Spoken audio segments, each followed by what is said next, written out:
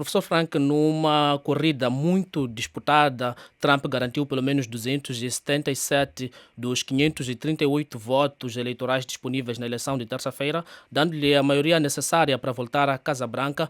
O que contribuiu para essa vitória de Donald Trump, na sua opinião, professor?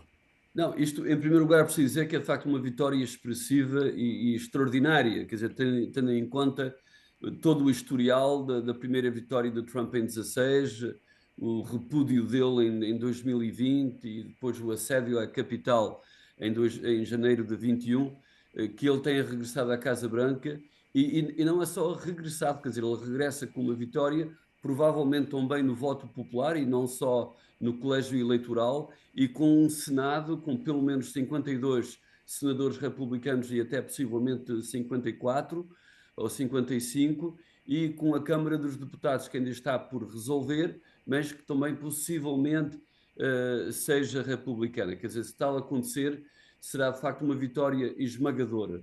E é preciso, quer dizer, acho eu que é inevitável pensar em três ângulos em termos do que aconteceu, o que aconteceu a nível nacional, a nível internacional, quer dizer, qual era o contexto, e ao nível das chamadas guerras culturais neste país, onde uma elite esquerda chegou ao ponto de não conseguir distinguir entre um homem e uma mulher, não é? Eu acho que nesse contexto ideológico ele conseguiu, quer dizer, apesar do que se dizia e que se pode dizer do Trump da sua primeira administração, é que não houve grandes guerras internacionais, os Estados Unidos não esteve envolvido em guerras internacionais, era uma situação, não havia guerra em Gaza, no Israel, não havia na Ucrânia, etc. Quer dizer, então, aí, quer dizer, o eleitorado americano, ou pelo menos aparentemente uma minoria expressiva, pensa nesses tempos economicamente, a inflação durante a primeira administração dele foi de 1,8 por ano, mais ou menos, e isso outra vez, quer dizer, em comparação com a inflação, embora a inflação tenha diminuído, de facto é que os americanos sentem profundamente essa inflação quando vão ao supermercado, as coisas estão muitíssimo mais caras, saem para um restaurante, tudo muito mais caro. Quer dizer, então havia, de facto, quer dizer, a nível nacional, uma incerteza e um certo sofrimento da camada da classe média para baixo. As elites tiveram de facto, não foram afetadas por Covid tanto, não foram afetadas pela inflação, mas uma maioria dos americanos foi. E eu acho que isso é, de facto, este voto de terça para quarta, de facto, reflete essa realidade a nível nacional. E depois, a nível da guerra, as guerras culturais, é que de facto há uma elite, podemos dizer, desacreditada, quer dizer, acho eu que esta vitória desacredita um certo tipo de elite de inteligência, quer dizer, mesmo a própria comunidade de inteligência, CIA, FBI, quer dizer, há uma generalização, podemos dizer, de descrédito que Trump promoveu, podemos dizer, mas ao mesmo tempo também beneficiou.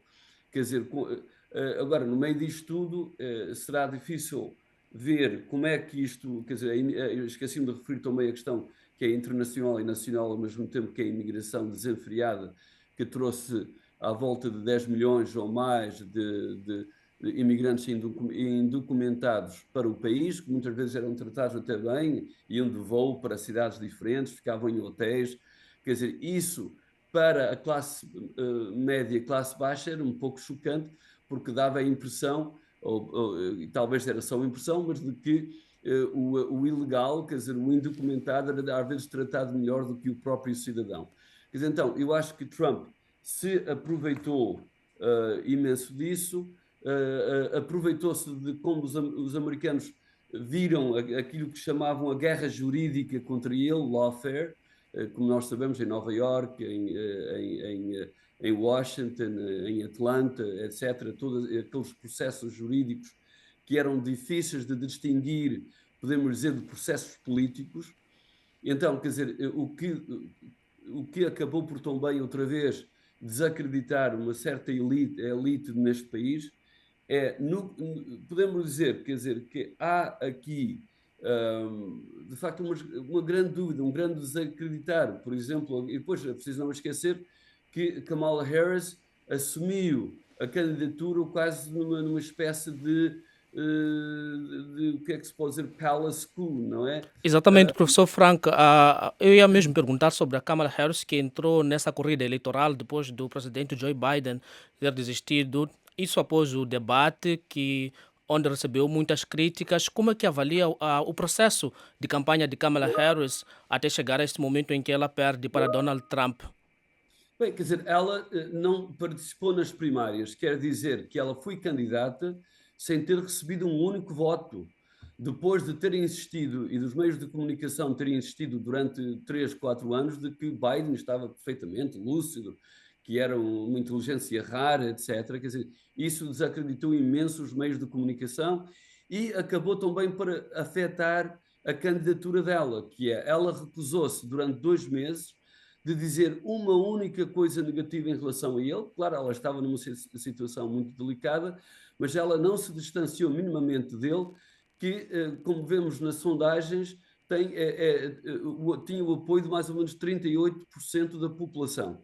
Então, ela não se conseguiu distinguir de Biden, da sua administração, como era difícil. Ela era a número 2 e esteve presente em todas as grandes decisões da presidência de Biden. Então, ela não conseguiu distinguir-se dessa administração e, ao mesmo tempo, não recusou-se terminantemente, e até mesmo agora no passado domingo, a distinguir-se, a separar-se minimamente da esquerda politicamente correta.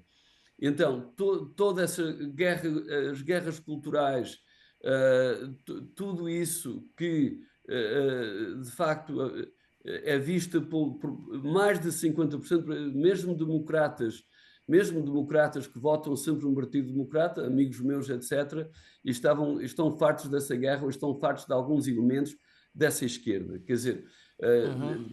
então, acho eu que a vitória de Trump tem imenso a ver em termos dessa guerra política. É muito curioso que as elites democratas estão perfeitamente aliadas com uma coisa chamada o secularismo, não é? Pós-religioso, quer Professor dizer, Frank, só vou pedir para sim. acelerar um pouco. O tempo não é muito nosso amigo, mas em 30 segundos, o que é que pode se esperar do mandato de Donald Trump, principalmente olhando para as relações Estados Unidos-África? Os Estados Unidos têm parcerias já visíveis com a Angola, por exemplo. Fala-se do corredor de Lobito. O presidente Joe Biden planeia uma visita para Angola. O que é que pode mudar? Peço que seja um pouco breve, por favor. Ok, eu acho que nessa frente provavelmente nada vai mudar. Trump, eu acho que o Partido Republicano, que é mais certo, percebe a importância disso e a importância de não alterar aquilo que serve e que beneficia os Estados Unidos. Quer dizer, então, eu acho que nessa frente não haverá grandes mudanças. Agora, é difícil, é preciso não esquecer que Trump, ideologicamente, é um pouco incoerente, para o dizer de uma forma delicada. Vai ser difícil, quer dizer, eu acho que em termos de o aquecimento global e essas alterações climáticas, quer dizer, toda essa vertente da esquerda americana vai ser alterada, de certeza, evidentemente. Em termos da política, com a energia, haverá alteração também nessa frente. Agora, ao fim e ao cabo, é preciso não esquecer a primeira administração dele, que afinal não foi tão radical como prometia em 16, e suspeita-se que poderá ir na mesma direção, embora desta vez é diferente, que é, desta vez ele tem quase de certeza o voto popular a favor dele, tem o Senado, possivelmente a Câmara dos Representantes, mas é preciso não esquecer que ele teve tudo isso também em 16, não é? E acabou por não fazer tanta coisa radical como agora. É evidentemente que isto é uma oportunidade de uma nova viragem, de uma nova visão das coisas na Casa Branca. Muito obrigado, professor Franco, por essa análise e continuação de uma excelente tarde para si. Muito obrigado.